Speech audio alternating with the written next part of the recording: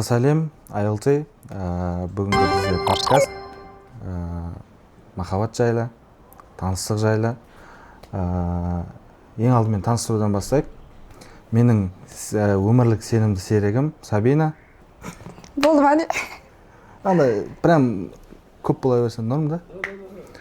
Сосын студенттік үкіметтің вице-президенті.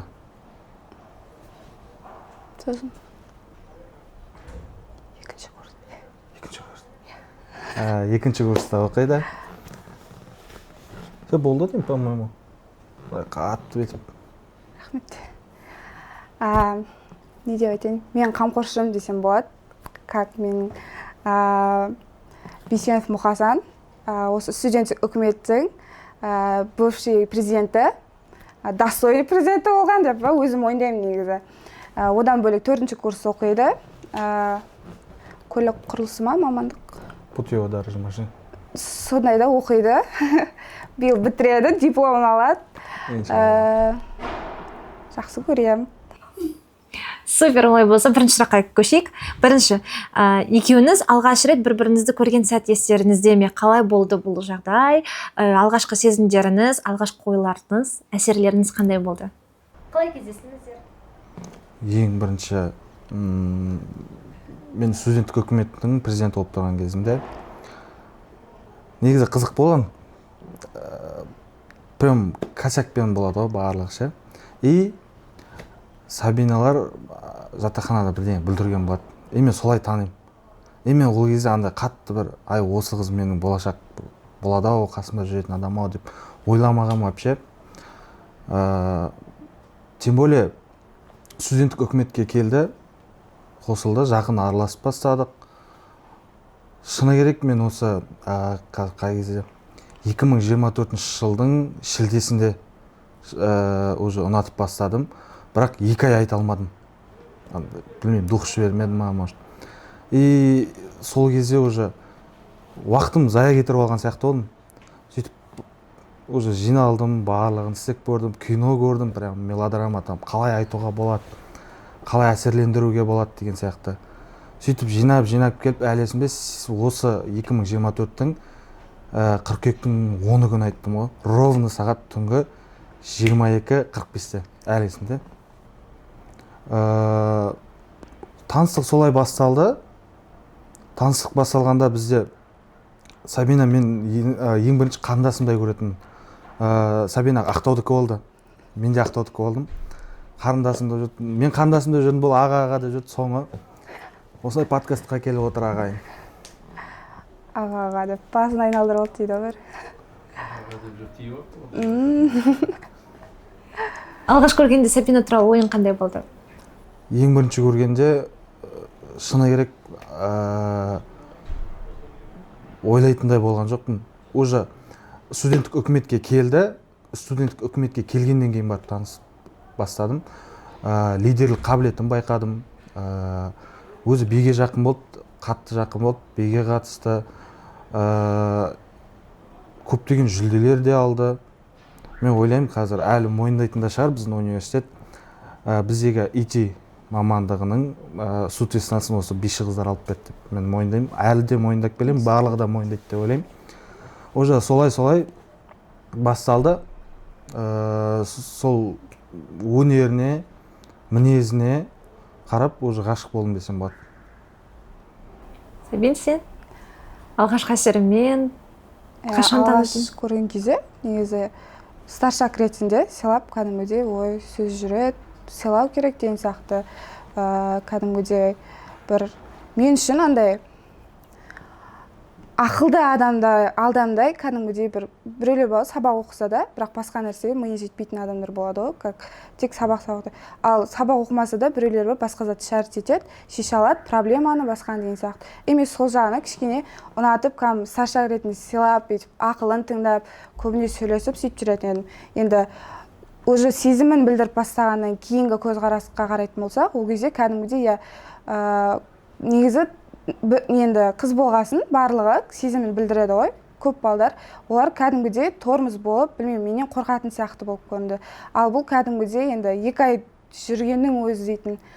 Біраз уақыт жүріп жаңағыдай сезім білдіріп бүйтіп қаптеп қалған балдар да бар. Олар енді оның қасында Мұқасан кәдімгідей 2 ай жүрсе де әйтеуір батылын жинап менің алдыма келіп көзбе-көз, көбісі жаңағыдай публичный ғой, жаңағыдай Instagram, WhatsApp арқылы болса, бұл кәдімгідей алдыма келіп көзімше, ұнатам, көрейік деген сияқты, білесің бір-бірімізді жаңағыдай танимыз деген сияқты. Мен енді көп ойланбадым негізі. Өзім танитын болғаннан кейін, кәдімгідей үлге тұтатын адам болғаннан кейін ойланбай келісім берген болатын. Супер. Келесі бірінші қадамды кім жасады? Қалай болды бұл жалпы? Алғашқы әңгімелеріңіз не туралы өтті? Так, бірінші қадам менен болды. Қарым-қатынас кезі. Басталмай тұрып, или басталғаннан кейін? Қарым-қатынас қалай басталды деген? Қарым-қатынас маған сол суд веснада ұнап қалды, шыны керек. Қатты ұнады, уже жүрдім, басында сұрап жүрдім, осылай да осылай. Менде негізі андай болатын, студенттік үкіметтің президенті болған кезде барлық студенттермен подушевно әңгіме айтатын, кімде қандай жағдай болып жатыр, кімнің семейный проблемасы қандай деген сияқты барлығын білетін. Ең соңғы Сабинаға тоқталдым. Шыны керек, менде уже андай болды, семейный проблемасын білдім, былай деп. И уже сұрақтар андай слишком болып кетті менде. Жігітің бар ма, қазір сөйлесіп жүрсің ба, или жазып жүр ма деген сияқты. Мен екі позицияда ұстадым. Bir жағынан жақсы көріп тұрмын, бір жағынан кетіп қалмайын, ағалық деген сияқты тағы аға болып тұрып сұрап біліп алдым. Сосын барып уже барлығын білгеннен кейін барып уже басқа позицияға көшіп жігіт ретінде қадам жасап басталды. Ең алғашқы қадамым шыны керек сентябрьдің 9-ы мен айтып бастадым уже. Басқаша болды, басқа адамдарға уже айтпасам болмайтын болды. Перваштар келді, анау келді. Даттау мен жақсы көрем, еще менен келіп перваштар сұрайды номерін. Осындай танисыз ғой, астыңызда жүр ғой деген сияқты. Мен қалай берем, білмеймін, мен араласпаймын үшін. Солай тығып бәріне скрывать етіп. Маған ең ұнамайтыны тек маған ғана қарап күлсе екен болды. Басқа ешкімге қарап күлмеу керек. Уже қызғаныш кете берді, уже солай амал жоқ. 10 күні полный жиналдым да айттым. Сентябрьдің 10-ы. Ең алғашқы таныстық осылай болды. Қадамда менен болды. Басында сразу тек жүрейік деген ол ыңғайсыздау болатынын түсіндім. Тем более осыған дейін аға қарындас болып келіп тұрып, бір күнде жүріп кету дейтін ол қиын болды. Сөйлесіп көрейік деген сияқты әңгімелер басталды. Сен мені танисың, мен сені танимын деген сияқты.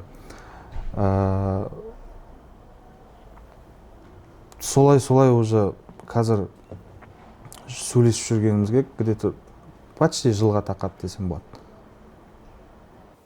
Сен Мұсаның осындай бір несін сезіп бедің, сезімдерін, Сабина?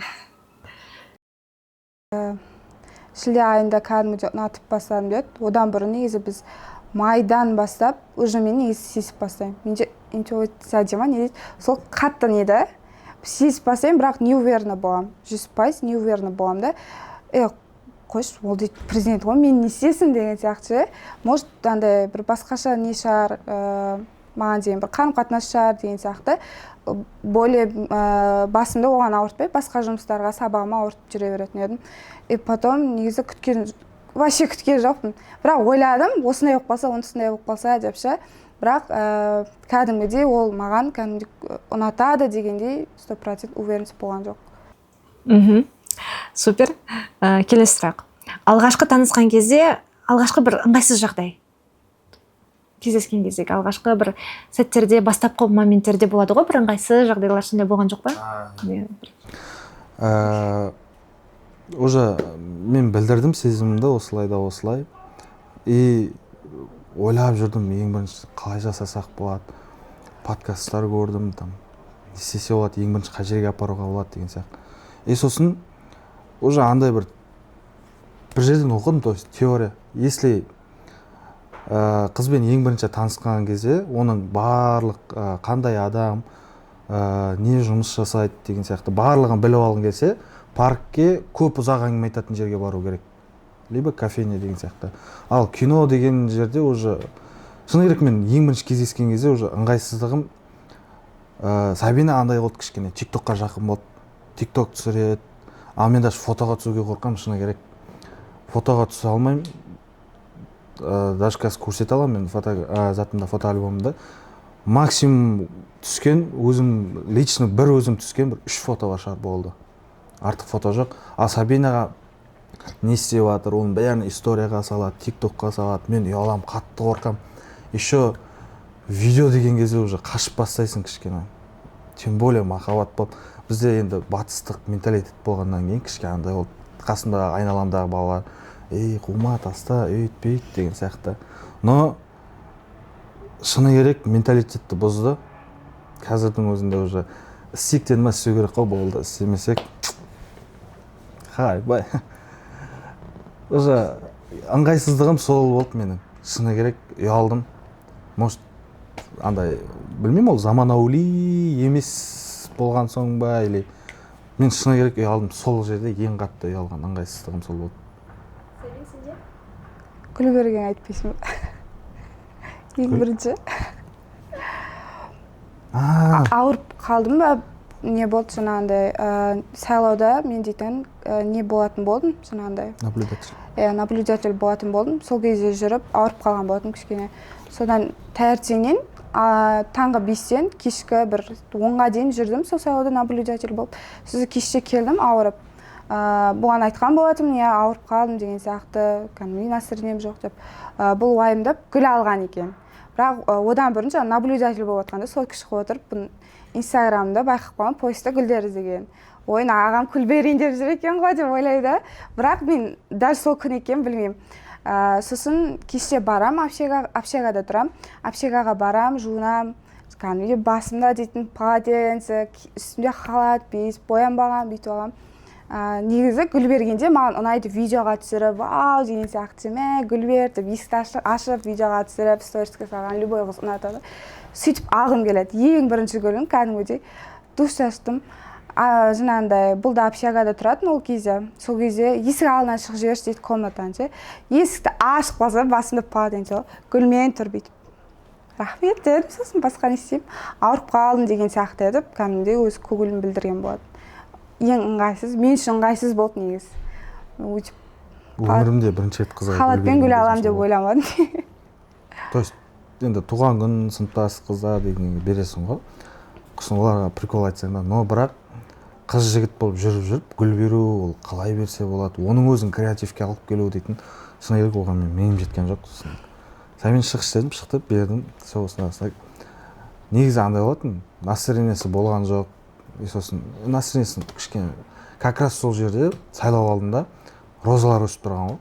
Сосын тұрғанда қасымдағы ініме айтамын ғой, намектеп депа осындай жинап алшы, кешке Сабинаға береміз деп. Ол қызыл розалар болатын. Сол кезде уже мен қызыл розаны шыны керек андай қыздар ұнататын шығар деп ойлайтын бұрын. А Сабинаға розовый цвет ұнайды екен, оказывается. Сол кезде уже біліп алдым, тупой ақылдасып алу керек еді дедім тек сразу. Сосын іздедім, барлық жерді қарадым. Роза дейтін вообще қиын екен, тем более күз айында табу.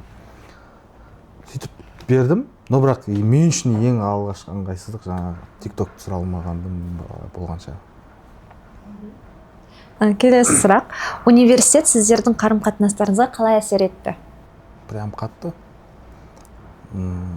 Студенттік үкімет университет деп жүрген кезімізде уже таныстық басталды. Шыны керек естен кетпейтін кез ғой. Иншалла ертең мысалы үйленіп отау құрып жатсақ та ертең балаларымызға айтып отыратындай осылай басталды, осылай болды деген сияқты қызықты моменттердің бірі ғой. Университетте дейтін жиі кәдімгідей маған мысалы қанша андай студенттік үкіметтің президенті болсам да, жауапкершілік болса да, если бір проектті бастайын деп жатқанда қасымда бір сенімді адамдар болмаса, яғни Сабина сияқты кәдімгі до конца жүретін адамдар болмаса, шыны керек мен желанием тартпай қалатын. Андай көп идея айтады, но іске келген кезде жоқ болып кетеді. А Сабинада идея полный комплектация десем болады. Барлығы болды. Сол үшін ойлаймын, осы момент ең қатты универдегі естен кетпейтін моменттердің бірі деп. солай ойлаймын. Университет, может, университетке түспегенде осы ЛТ-ға, может, таныспас едік, может, жолықпас едік дегенде ғой. Мен бір Құдайдың басқа жазғаны деп ойлаймын. Еще университетке түсіп, өзіңді жартыңды да тауып, білімді де алып, өзіңді де дамытып, қандай жолды таңдайсың, оны да үйретіп, жан-жақты болуды үйретіп, өзім рахметімді айтамын университетке, кәдімгідей адамды пісіріп, жетілдіріп, бүйтіп ұшырып жіберетіндей екен. Алғашқы кездесулеріңіз қалай өтті? Ең алғашқы кездесуіміз сол жаңа TikTok түсірдіңіз ғой, паркке барамыз, кәдімгідей. Барынша андай болды, басында дейтін. Ең алғашқы кездесуіміз Сабина андай болатын. Именно екеуміз қалған кезде күшті кәдімгі күліп, әңгіме айтады, менімен бірге кәдімгі тартылып бастады. Ол пайда уже жүріп бастап отқан сияқтымыз деген сияқты ой кетті менде. Уже сөйлесуден кейін уже жүру ғой, и сөз салып үйлену деген сияқты. Уже жүріп бастаған сияқты болып сезілдік. Но Сабина андай болды, кішкене сыртқа шыққан кезде басқаша адам болып, кішкене қорқады, андай көптің көзінше бетім андай қол ұстау. Наоборот, маған міне менің қызым осындай, типа золотой деген сияқты көрсеткім келетін. И ең алғашқы кездесуіміз біздің Қарағайлы дейтін паркте болған. Просто біздің жатақханаға жақын, и бір жағынан ол жерді көп адам білмейтін болды. Ана жер дейтін прям әңгімеге күшті, жап-жасыл. Сол Қарағайлы парк болды деймін ең алғашқы. Сондай жерлерді таңдар едім мен өзімде. Кинотеатрға барғаннан, кафеге барғаннан, ол тек тамақ ішесің, тек барғандағы мақсатың сол кино көру, тамақ ішу деген сияқты. Оған қарағанда паркке барып, көзбе-көз отырып, танысып, бойлай андай жақын танысып, әңгімелесіп, сондайға жаңағындай ықпалын тигізетін жер ғой. Университет аумағында жиі кездесетін жерлеріңіз қайда? Екеумізде де бірдей жауап шығар. Студенттік үкіметтің кабинеті, бізде студархив дейтін кабинет болатын. Жиі емес, прям күнде. Сол жерде идеялар да шығады, сол жерден жұмыс барлығы сол жерден басталатын бізде. Таңертең келеміз, сабаққа барамыз, сабақтан келеміз, обедті де сол жерде ішеміз. Ұйқымыз келсе, кешкі 6-да жиналыс болса, сол обедтен кешке дейін ұйықтап та аламыз. 6 жиналыстан кейін тағы да барып сол жерде ақылдасамыз деген сияқты сондай болатын, студархив болатын. Ал қазіргі таңда енді ол жерде жаңағындай ремонт жүріп жатқаннан кейін 26:06-ға барамыз кейде даже дегенменге де барып жаңағындай тамақ ішіп деген сияқты Басында қарым-қатынастарыңызды жария ұстадыңыздар ма, әлде жасырдыңыздар ма? Сразу жария. Себебі тығылып жүре алмаймыз ғой біз. Тығылып жүру бүйтіп жүргеннің өзі деп бастайды бәрі. Андай бұрын кішкене андай түсінбейтін көп қыздар андай бүйтіп не істеп жүретін ғой. Мен ол кезде президент шүкір Алла дәуірім жүріп тұрған кез ғой. И болды, менің ең жыным келетін әдет ол андай қыз баланың ер балаға өзінің сезімін айтып дейтін. Мен білмеймін, мен үшін сәл ыңғайсыздау тірлік болатын негізі. Болды ондай жағдайлар, но уже түсінбей қалдық, қалай болып кетті деген сияқты.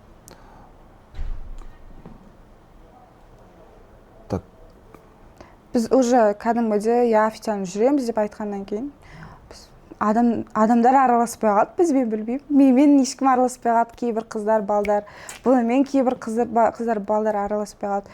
Может, жаңағындай жасап жүргенде араласатын бет деген сияқты. Бірақ кімнің кім екенін сол кезде білесің дегенде. Негізі баста ойлағам, солай кәдімгідей айтпай қоярмыз, может деген сияқты. Жоқ, білмеймін, өздері кәдімгідей біліп алып, сендер дейтін деген сияқты. Енді екеумізде кәдімгідей лидер болып көзге түсіп жүргеннен кейін сразу біліп қойды. Жасыра алмадық. Супер. Енді оқуға келейік. Бір-біріңізге оқуда көмектескен кездер болды ма? Бір-бірімізге дегенде қалай айтсам болады. Сабинаның көмектескен моменттері болды. Но менен білмеймін, шыны керек андай болатын. Миым жетпей тұрады андай презентация там. Осында даже чат GPT-ға мен қалай кіру екен білмеймін, тек Сабина лекция жазып берші өтініш. Сразу Сабинаға болды, барлығын жасап беретін Сабина. Ал менің тарапымнан Сабинаға сабақ жөнінде көмектеседі деген болмаған ол. или болды ма? Бұлар алып берген жоқ па? Алдыңғы отношениеде айтып отыр ғой. отношениеде жоқ. Ол кез перваш болды ғой. Кейін болған жоқ. Отношениеге дейін болған. Ту деп жазамын, сен не істейміз басқа көмектесіп. Ол сабақта көмектеспесе де басқа нәрселерде несі көп көмегін тигізеді. Ок.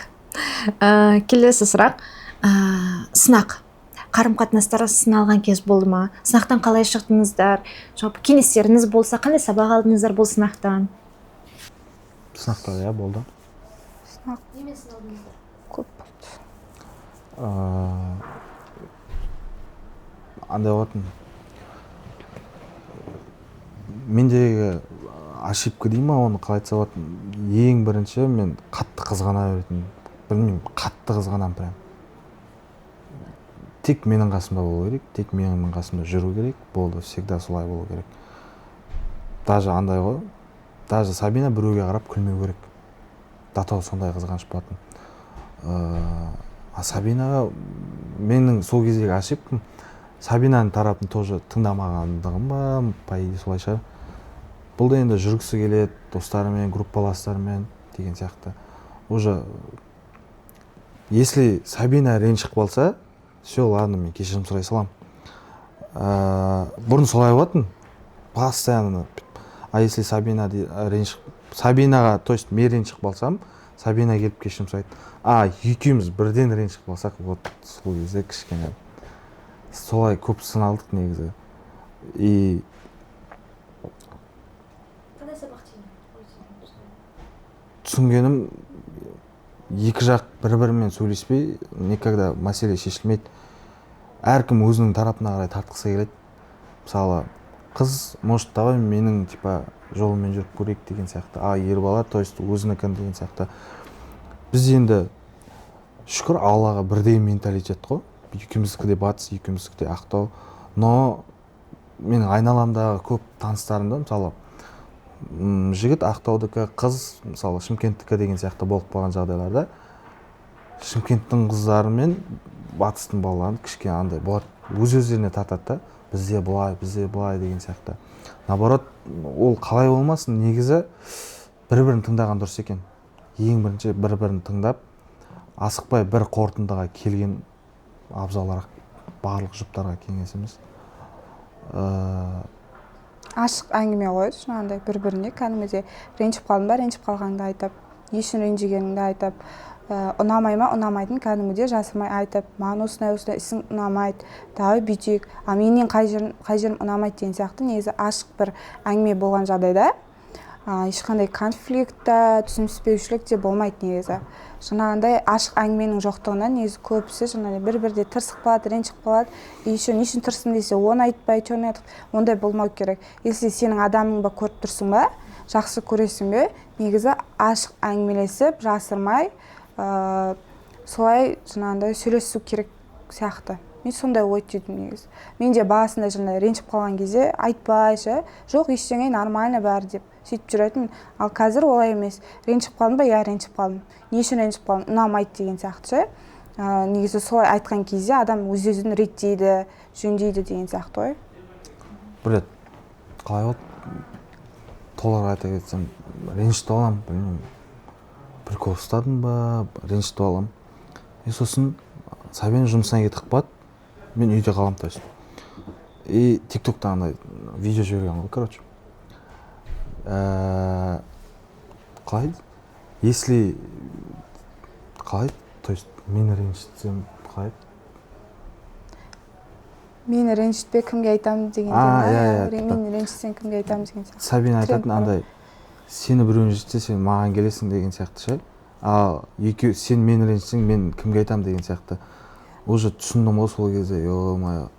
Неге Сабинада андай отношениедегі заттарды көп сыртқа шығара бермейді. Тоже менде де сондай жақсы ер балалар дейтін ашуы басылады, но қыз баланың ішінде қалатын зат болғаннан кейін, әр ренжісіп қалғаннан сайын, енді құрсын постоянно ойбай күштіміз демеймін. Айына бір рет ренжімесек, бір-бірімізге сәл басымыз ауырады, честно. Реніш көбіне не үшін туындайды асында? Менің тарапымнан қызғаныштан, қатты қызғанамын. прям қатты қызғанамын. Бұл негізі біздің сол келесі сұрақ болған. Жаңағы қарым қатынаста кім қатты қызғаншақ деп. Мен қызғанамын, бірақ қандай Көрсетпейді, білдірмейді. көрсетпеймін. Потому что андай қызғанамын деп айта берсең де уже адам жалығып, уже шаршап кетеді ғой. Бірақ қатты кетіп бара жатқанда, қойсайшы деген сияқты айтасың да. Сол. Келесі. Танысқаннан кейін өмірлеріңіз қалай өзгерді? Қарым қатынаста болсын, өмірде болсын, оқуда болсын. Шыны керек, менде жақсы қарай өзір. Кішкене андай болатын, заманауи. Ашылып, фотоға түсіп. Жоқ, шыны керек, мен бұны андай етінен. Сабинамен сөйлеспей тұрып, даже өзім ойымды толық жеткізе алмайтын едім адамдарға. Сабинамен сөйлесіп бастадық, уже реттелу керек деген сияқты басталды. Дұрыстап сөйлеу керек қыздың алдында деген сияқты. И қай жағынан болсын көмегі көп болатын. Уже даже мен шыны керек компьютер шыққа қалмайтын, оны ноль прям. Сабинамен сөйлестік, уже барлығы. Наоборот, мен плюсқа шыққандай болдым да. Вот менің адамым деген сияқты. Берерде мол деген сияқты. Солай бір минус көрген жоқпын, шыны керек. Наоборот, плюстан аласың ғой, барлық жерден.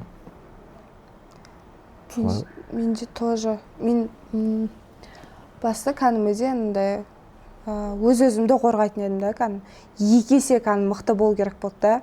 Енді қыз бала болғаннан кейін, жалғыз өзің жүргеннен кейін, тем более Алматыда ата-анаң жоқ, жалғыз өзің жүргеннен кейін, кәдімгідей өз-өзіңді қорғап, сөйтіп жүру керексің. Біреу сөйлесе де уже мықты болуың керексің, сынып қалмау керексің деген сияқты. Ал қазір наоборот, мен тек сабақ оқимын, ананы істеймін, біреу тиісіме болды, мұса. Мынау видео проблема шығып қалса да, мұса, осындай болады деген сияқты. Ал осы шешуге көмектеседі да, уже бір қиын жағдай болып қалса, уже жалғыз өзің жаңағыдай күшін жұмсамайсың, қасында бір партнерің болса, негізі күшті. Сол жақтан плюсқа шықтым. Еще мінез жағынан да тоже. Мен мінезімнен да қатты бір капризная болдым да, слишком шынында ештеңе ұнатпайды, андай мындай. И более мұсамен қалай жүріп бастадым. Уже ой, мен қызбын ғой, қасымда ер азаматым бар ғой. Более женственная болып, үндемей, мысалы, мұсамен жүрген кезде, мысалы, ол бірінші сөйлеу керек, оның сөзін жаңағындай кеспеу керек деген сияқты, ер адамның деген сияқты. Вот сол жағына қарай тоже көмегін тигізді. Супер. Енді орысша сұрақ қояйын. Когда ты понял, что она та самая, а когда ты поняла, что он тот самый? Қазақша жауап беріңіз, сеніңіз болады. Ол так, қай кезде? Так, менде так қалай айтсам болады. Уже андай болатын. Мен никогда ешкімге шынбегін айтпайтын. Никогда. Даже аға, әке, шеше, ешкімге айтпайтын. Сабинаның қасына келсем, уже андай да суырып алады. Айтқым келмесе де, қалай айтқаныңды өзің байқамай қаласың. Мен ешкімге ішімдегі заттарды ақтармайтын, даже ақтармаймын да әлі де. Тек Сабина бар. И бір жағынан бір проблеманы шешуге уже басталған кезде мен ойладым, бұл Сабина шешетін проблема емес по идее деген сияқты. Өзім шешемін деген сияқты. Но наоборот да, Сабинадан да. Давай жаңа бетіне көмектесейін, өйтем деген сияқты. Бұл өзі келіп тартылады, и мен уже сол кезде басталды. Вот міне менің адамым, ренжітпеймін бұл қызды деген сияқты. Болды уже, мына қыз мен алам, үйленем, болды деген сияқты уже басталды. Тем более уже андай ғой, уже соны ой келді. Мына жақта мимен тойға план құрып жатсам, короче, 350 адам келеді тойға, там андай деген сияқты. Той ақтауда, короче. И сөйтіп барлығын уже жасап кеттім ғой. Қазір шыны керек андай болады. Уже сол ой келгеннен кейін маған жақсы Сабина мені ренжіттің, я мен оны ренжіттім. По-любому мен бірінші барам. Уже андай да мен өзімнің адам екенімді түсіндім. Но өзімнің адам маған ренжіп қалса, тем более ол қателік сияқты. И бір жағынан болды уже менің адамым болатын болса зачем өйтіп қашанғы үндемей бір бірімізге ренжіп жүре береміз деген сияқты. Лучше бірінші шаг мен наоборот ойлайтын кешірім сұрай. Мен осы жақында солай болатын ғой. Ер бала всегда кешірім сұрай берсе, андай болатын сияқты деп ойлайтын. Қыз баланың алдында өзінің қадірін кетіреді деген сияқты. А Сабинаның түсінігі басқаша болады. Біз Сабина екеуміз кәдімгідей обсуждать етеміз ғой, точкасына дейін. А наоборот, ер бала бірінші шаг жасаса, қыз балаға ол андай екен да, может. Қыз бала ойлайды, типа, вот менің адамым, типа, жібергісі келмейді деген сияқты. А мен оны түсінбегенмін уже. Сабинаны уже осыдан сөйлескеннен кейін бір 3 ай, 4 ай көлемінде уже түсіндім ғой, менің адамым болды осы қызбен до конца, за любой кипиш не болса да до конца. Мен баста негізі кәдімгідей барлығы танитын болғасын, енді екеуміз де мен ұялатынмын да, қысылып. Может, қоссаспай қояқшы университетте деген сияқты. Может, бүйтіп танымайтын адам сияқты жүрейікші деп айтатын едім. Бірақ негізі ол айтады, неден қорқасың, мен бармын ғой.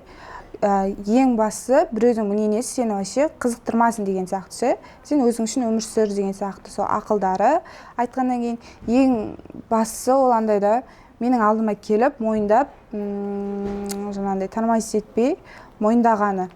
Мен сол кезде түсіндім. Вот деген сияқты. Ер азамат кәдімгідей. Мен үшін ер азамат ол қыздан отказ аламын деп қорқып қалмау емес. Отказ алсам да мен оған жаңағыдай я дегіземін деп сол үшін барлық қадамды жасайтын адам. Және ондай адам ол Мұсаның бойынан көрдім да, мен кәдімгідей до конца барам деген сияқты. Вот сол үшін содан кейін мен өзімнің адамым деп көрдім. Содан кейін. Супер. Келесі сұрақ. Сабина саған не үйретті? Және Мұса саған не үйретті? Қарым-қатынаста. Сабинадан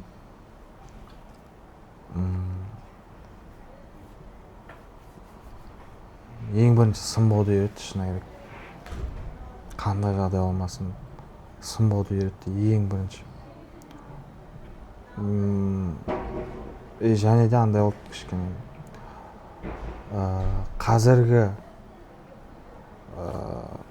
жағдайларға, то есть, қайтсам ба, қорықпауды, ең бірінші маған сол сынбауды, екінші заманауи болуды үйретті, үшінші уже андайға андай болатын кішкене бір любой затқа бастайтын кезде кішкене көзбен есептейтін, мынаны былай жасам, былай деген сияқты.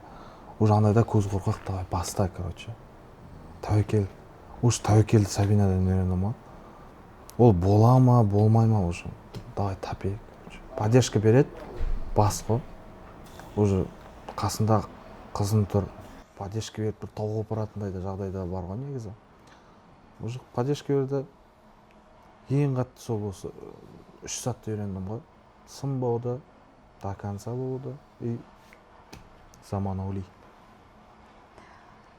Негізі Мұсадан көп зат үйрендім. Мен перваш кезімнен қасында жүріп, университет қабырғасында жұмыстар болса да барлығына ақылын айтып, бұлай проблемалар, өмірлік проблемалар болғанда да жаңағыдай көп ақылдарын айтатын еді. Аға ретінде деп отыр ғой жаңағыдай, енді менде аға деп жүріп, кәдімгідей көп ақылын тыңдайтын едім. Ең жаңағыдай түртіп алатындай, мен вообще адамдарға көп не істеп қала берем, сеніп қала берем. Жаныма может осындай шығар деп. Всегда негатив емес, бірінші позитивті ойлаймын да сол адам жайлы. Может осындай шығар деп. Адамдар тануды үйретті негізі. Анаған сенбе, мынаған сенбе, тек өзіңе сен, даже маған да сенбе деген сияқты. Тек чисто өзіңе сен, өзіңнің басыңмен ойланып шешім қабылда деген сияқты дүниені негізі үйреткен болатын. Бір-біріңіздің бойыңыздан ең ұнайтын қасиеттер. Сабинаның қандай қасиеті ұнайды, Мұсаның қандай қасиеті ұнайды? Сабинаның маған жаңа өзі айтады ғой, позитивті ұнайды, прям қатты. Мен всегда қандай жағдай болмасын, бірінші негативті ойлаймын. Себебі екі жағдайға да дайын боламын өзімше. Если негатив болатын болса, может былай жасасам шешіледі деген сияқты. А позитив болса, позитив шыны керек қатты ойламайтын. Сабина ойлайды оны. Позитив болғаннан кейін нормально ғой. Жақсы адам шығар дейсің ғой. Негативті мен қатты ойлайтын, сол Сабинаның ең қатты бойынан ұнаған позитив, всегда шыншыл, андай ішінде қалдырмайды, всегда айтады маған. Не болып жатыр, шыншылдығы ұнады. И үшінші сенімділігі. Всегда сенеді. Там артық ойсыз, прям. Сол маған үш қабілетін айтты Сабинаның.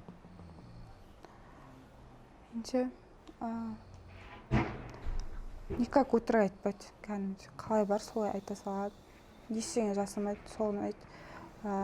Мен үшін барлығына дайын, ең бастысы. Мен соны сездім, білдім. Все деген сияқты ғой. Сол ғана, сол тоже қасиет қой.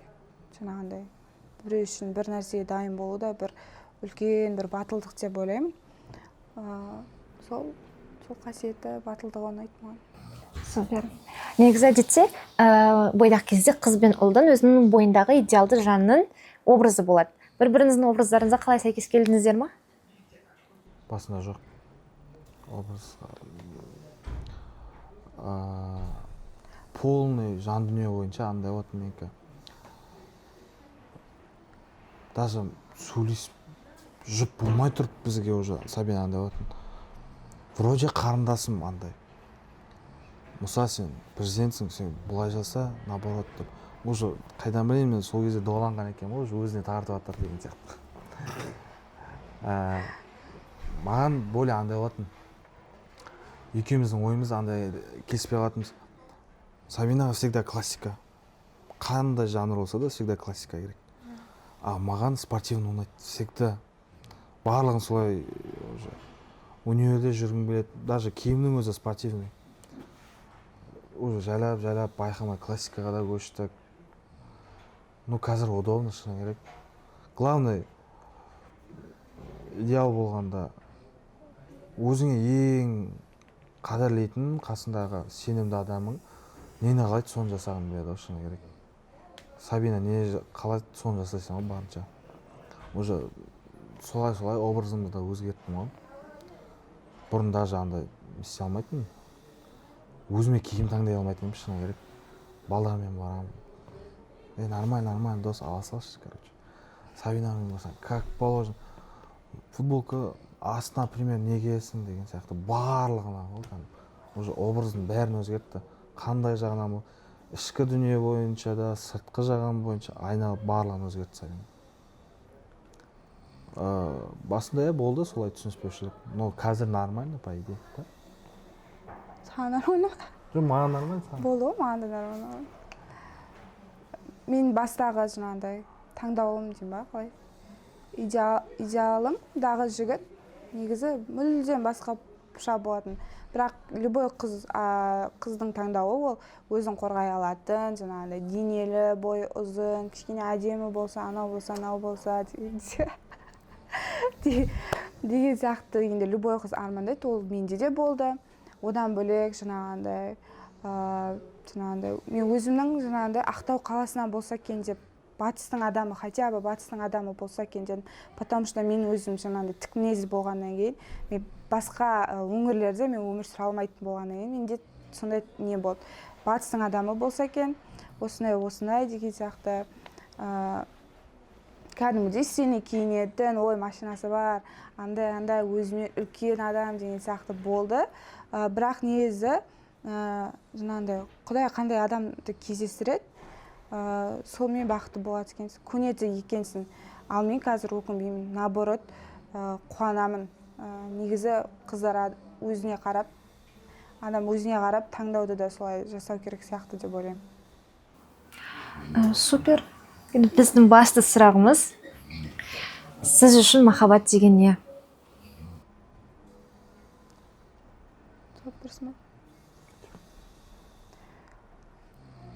Мен үшін махаббат деген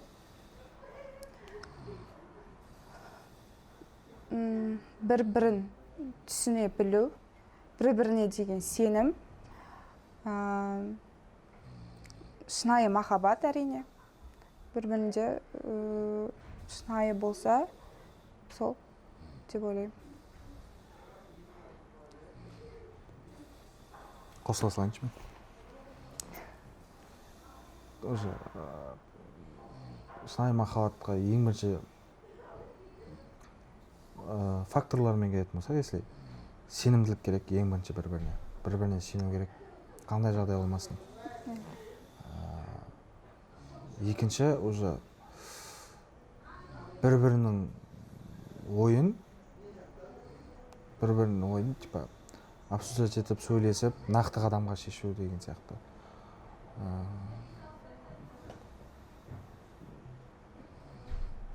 Ең керегі шыны керек, сабырлық керек. Ол ойламау керек сияқты, по-моему. Мысалы қазір екеуміз жұп болып жүрміз, үйленгеннен кейін деген сияқты. Оның ар жағында да бір жастықпен қартайық дейді ғой уже. Ең сол сабырлық керек сияқты. Всегда бір-бірімізді түсініп, уже сабырмен шешімін қабылдаған дұрыс сияқты. Махаббат деп соны айта аламын. Если махаббатта сол 3 теория болатын болса, сенімділік, сабырлық, түсініспеушілік болатын болса, соңына дейін барасыздар. Түсіністік, то есть, кешірім өтінемін. До конца барасыздар. Сабина Мұса, бүгінгі біздің подкастымыздың қонағы болғандарына көп рахмет. Өздерінің ішкі сезімдерімен бөлісіп, өздерінің тарихтарымен, әңгімелерімен бөліскендеріне көп рахмет. Көрермендерге пайдалы болады деп ойлаймын. Олай болса, біздің көрермендерге жылы лебіздеріңізді, кеңестеріңізді, соңғы сөздеріңізді бір айтып білдіріп жіберсеңіздер.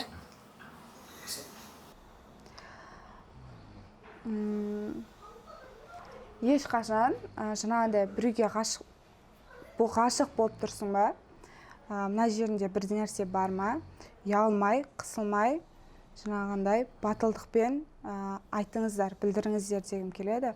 Оны іште сақтағанмен пайдасы жоқ деп ойлаймын. LT-дағы не деп айтамын? Студенттер қарайды ғой бізді, оқуларыңыз жақсы бітірдіңіздер деген сияқты. Оқуда да, махаббатта да, өмірде де үздік болыңыздар, жолдарыңыз болсын деп. LT-дағы студенттерге айтарым, оқуда да озат болыңыздар.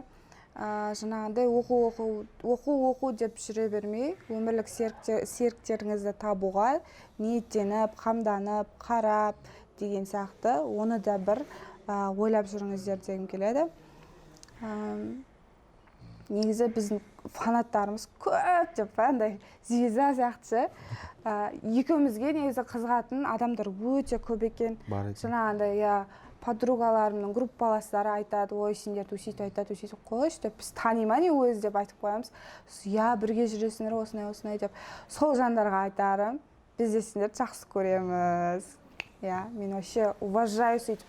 Жаңағындай ой, осы кәдімгідей үлгі тұтатындай жұп көрсе, ол мен үшін бір бақыт, қуаныш деп ойлаймын. Кәдімгідей мақтанатын нәрсе. Так, ең алдымен бірінші рахметімді айтайыншы. Шақырғандарыңызға шын керек бүйтіп андай қатты сөйлесіп көрмегенмін, былай душевно, тем более камераға. Осының барлығын ұйымдастырып отқан Айлтыға рахмет. Болашақ жұп болсаңыздар да, қазіргі уже сөйлесіп бастап кеткен жұп болсаңыздар да, сіздерге тілерім бір жастықтарға да қартаюларыңызды тілеймін. Соңына дейін барыңыздар, қандай жағдай болмасын, соңына дейін барыңыздар. Жаңағы айтып кеткен факторлар мен теорияларға сүйеніңіздер. Солай ғана сіздер соңына дейін бара аласыздар деп ойлаймын. Сынақтарға сынып қалмаңыздар деген біледі. Мелочь, проблема, ренжісу деген уақытша нәрсе негіз. Соларға сынып қалмаңыздар.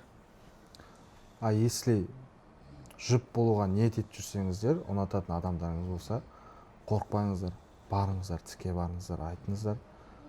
Бүгін сіз айтпасаңыз, ертең басқа біреу айтады деген сияқты. Лучше сіз барып айтыңыз. Отказдан қорықпаңыздар. всегда отказ болады ол өмірде дейтін. Жақсы бір рет иә ма до конца. Жалпы тұрақты болыңыздар. Біреуі жоқ десе екіншісіне секірмеңіздер. Шын ұнатып тұрсыз ба? Барыңыз, до конца барыңыздар. Соңына дейін барыңыздар. Сіздерге совет. деп Все, рахмет.